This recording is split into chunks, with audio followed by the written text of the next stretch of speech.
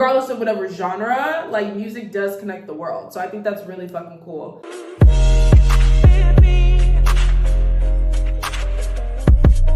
Hey guys, welcome back to my channel. If you're new here, hi, I'm Sierra. I'm a 24-year-old creative entrepreneur, executive, writer, producer, transmedia architect. I just do like a bunch of different stuff. And I always say like I'm gonna save it for a video, and I will. I feel like one day I'm just gonna have to like maybe go through all of my former projects and then just so y'all can see, because it's not always on my Instagram or on my LinkedIn. I'm very excited because today is actually part 2 of how to create your own record label, and thank y'all so much for your patience. I usually post these like Sunday morning, but some of my other projects have kind of been pulling me. And on top of the fact that we are in Mercury retrograde and the moon currently is in Scorpio as of today, and as a Scorpio moon.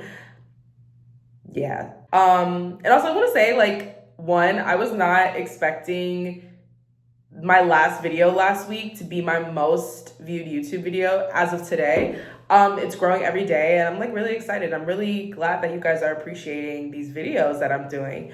So yeah, today we're gonna be talking about part 2 of how to create your own record label. And you know I'm in my music industry girly mode when I got my cap on, I got no makeup on, and I got my notebook and my pen and my paper. That's how you know it's like, okay, so let's get to business. I basically just asked you guys to pick which song we were gonna like use to showcase how we were gonna use BandLab to create our own record label. And so you guys chose the knife, you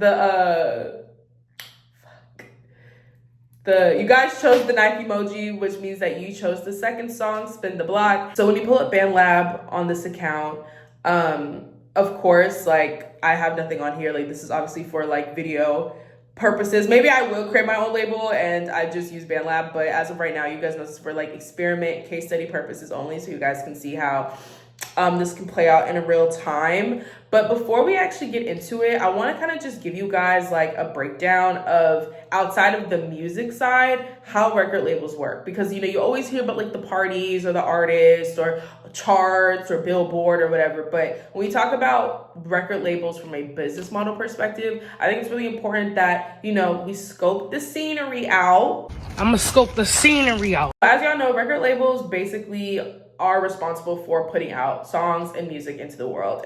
And so that's usually how I see, like, I'm trying to find like a word to use it, kind of like a framework or like a system or like a model, basically, like a rollout. There we go.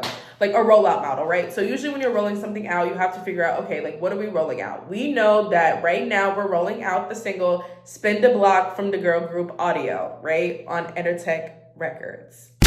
Now, again, we did this on the UDO platform, but again, most artists are musically inclined for vocals or production, and most artists may have not necessarily used UDO. Again, like I used it because I can't sing. Now with BandLab, I would suggest you guys use one of their studio platforms, whether it's like their in-house studio, their mixing, their mastering, those that are musically inclined. Once you have that product of the single, which is what we have, but once you have the song, what usually happens in that like rollout framework is, as a marketing girl, this is just like music marketing 101, you know you're gonna have to do a rollout campaign, right? And you want to do a drop. You're releasing a single, whether it's your first one, whether it's your 5th one, maybe this is the single that's leading off of, you know, your new album, which maybe we'll do that. Like maybe we do like a campaign, but every rollout is a part of the distribution aspect. So if you guys aren't familiar with distribution, which I'm sure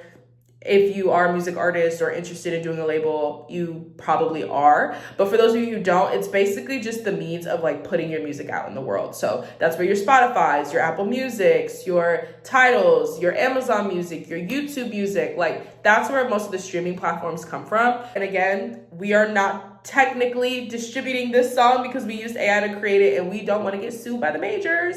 We want to partner, we want to collaborate, not get sued. And so when it comes to BandLab, if I was in the position of CEO of Enertech Records, what I would do personally is I would first start off with the crowd review. I love that they have this. A few moments later. So actually, instead of that song, I just realized that whether it's Mercury retrograde, again, Mercury is in retrograde right now, Yeah, I can't find the record. And these are what record labels sometimes deal with. Like you have a track, you're trying to release it, something happens, you gotta pivot. This is a perfect real world scenario. And so we're gonna make another single. This time I'm gonna do a boy group. It's gonna be pretty simple. I'm gonna make it similar context, but we're gonna do this instead. We're actually gonna just make audio actually into a boy group. I actually think a boy group could actually work in this scenario. So be right back. I think the last time I saw you, you were my downfall like gravity. So see you now, when I'm elevated, it's the opposite of what I would want to call faded. I'm just... Okay, so now that we have the single, we're actually going to go on our dashboard in BandLab, and I would say that I'm personally using desktop. You don't have to, again, like it's a mobile app, you can do it on mobile. I just personally feel like if you're gonna be using this for like campaigns, running a record label, doing any business, like I would probably just use desktop in that way, but you don't have to necessarily. I really want to explore crowd review. I think that's going to be a really interesting take, and we're going to name it SDB, called Spin the Block. Something simple. Let's say we'll make it public, and then we're going to save it. I think the last time I saw you, you were my downfall like gravity. So see you now, when I'm elevated, it's the opposite of what I would want to call faded. I'm just surprised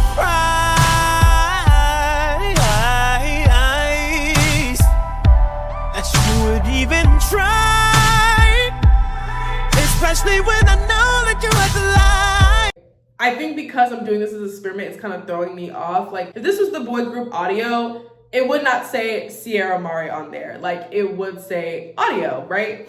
And so now we can literally get professional feedback, we can get crowd review, promote it, where it's like increase your streams or boost. I love the fact that their interface is already really intuitive, and I'm sure like as an artist, you just want to focus on the art, right? Or a songwriter or a producer, you just want to focus on the art. So to have these services just pop up as soon as you upload something says to me it's really a one-stop shop. Like now, granted, I'm learning as we go, because again, like I've heard like a lot of my music friends and my producer friends that actually put me onto BandLab only use it for studio purposes. Like they only use it for like, oh, like I need a stem splitter, or oh, I need something really quick on my phone. Like it's really intuitive in that way. But to see that people are already following me and like someone just liked my music, it's like, yo, you guys have a real base of music lovers that you can build off of. Like this is actually absolutely crazy. It says follow for repost. So obviously like I'm not gonna do that, but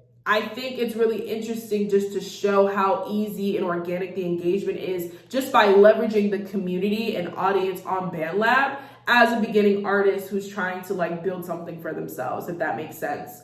Now that we refreshed, we're gonna click on crowd review.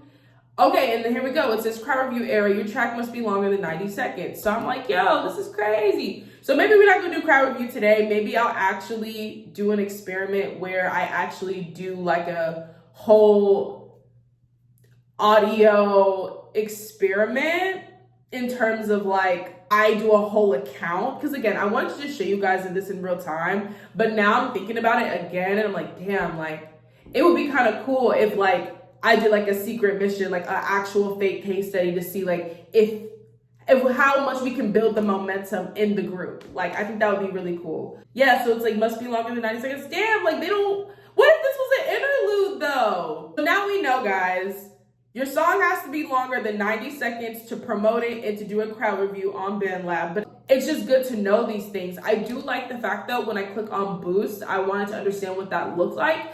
And it said BandLab will help you find a bigger audience for your post. Find the best budget duration ratio for you to continue. $60 over 5 days, over 4,300 views. I actually like that a lot because you're building that within the BandLab community and you can tell that those are music enthusiasts. And I think that this is a very alternative audience building organic model for those that really do want to build their own label. Like this is sick. And obviously like I'm just doing this on free plans. Like I'm kind of just I'm just scoping the scenery out right now, and just hypothetically seeing like, could I do something of 30 seconds? Could I do this? Could I do that? it's pointing out to like if you're an artist and you want to put your music and want to expand your audience and connect with other music lovers, but have a one-stop shop. And again, like this is not a sponsored brand deal at all. Like this is just me as a creative enthusiast and someone who also, if you watch my How to Make Your Own TV Network video, like I talk about how like I don't really think that creators or creatives or artists like should wait to get their dreams greenlit. Like I feel like we have so many resources that are accessible to us right now that we should be leveraging that.